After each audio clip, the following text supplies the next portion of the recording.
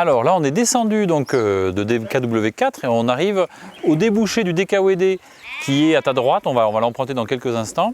Dans la Bulbula qui est là, donc Bulbula qui coule très peu cette année.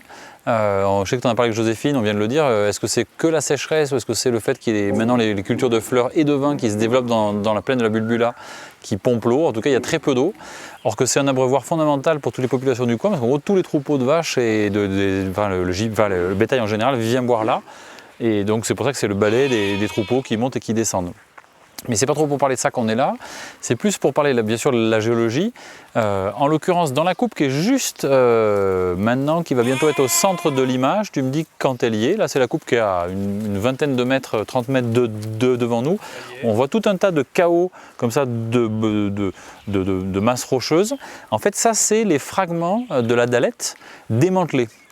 Donc ça a été un des marqueurs aussi pour Laurent et Romain, de montrer de la dalette démantelée. La dalette qu'on a vue en place là-haut à DKW4, là elle est démantelée. Ce qui montre qu'il y a eu une phase d'érosion évidemment, donc il y a eu des effondrements de cette dalette qui se sont accumulés ici.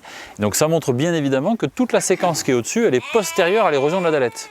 Donc c'est là où Laurent et Romain ont modifié pas mal le schéma géologique tel qu'il avait été vu par les géologues avant eux. C'est de montrer en fait que ce qu'on a au-dessus, c'est une séquence qui se développe postérieurement au démantèlement de la dalette et notamment donc les séquences 2 et 3. C'est celle qu'on va aller voir maintenant en rentrant dans le DKWD.